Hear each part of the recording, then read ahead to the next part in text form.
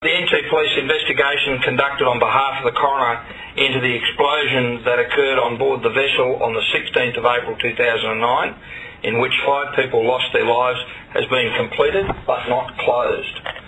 All avenues of inquiry with regard to the information have been exhausted.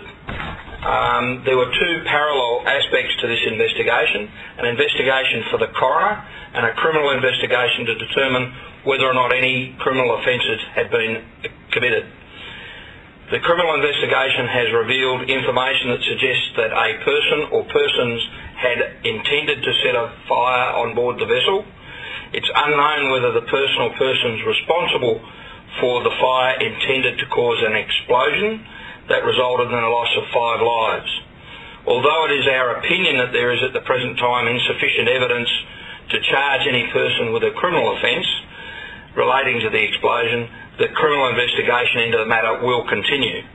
It's also important to point out that the investigation has proceeded with the complete cooperation of the Australian Defence Force and all other Commonwealth agencies.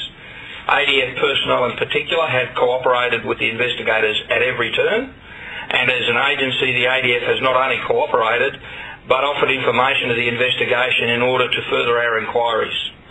There are no ADF personnel who are persons of interest to this inquiry, and it appears on the evidence that is available to us that the personnel involved on the ground behaved professionally, and most especially when it comes to the evacuation of the injured persons from the scene, and their quick action is likely to ensure that whilst tragically 5 lives were lost, none of the people who were seriously injured lost their lives. I will also take this opportunity to acknowledge the generous assistance provided by the Australian Federal Police, the West Australian Police and the Queensland Police throughout the course of this investigation. The investigation to date has been exhaustive, with over 200 witnesses and over 20,000 pages of transcript being produced, collated and analysed. Many of the witnesses were persons who do not speak English at all, and many of those persons had serious injuries as a result of the explosion on the boat.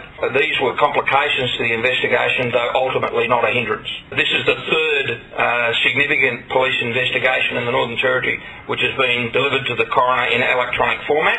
The first of those investigations was the investigation into the death of Peter Falconio. The coroner has announced that this will be subject to a public inquest commencing at the end of January 2010 in Darwin. It's important to highlight the coroner will, if possible, ultimately determine the cause of death of the 5 persons, whether he believes any crime has been committed and any other circumstances which are beyond the scope of a criminal investigation. It's equally important to highlight that the coroner, through the coronial inquest, may draw out further information in relation to this incident, and that information could result in further investigation that may lead to criminal charges being laid.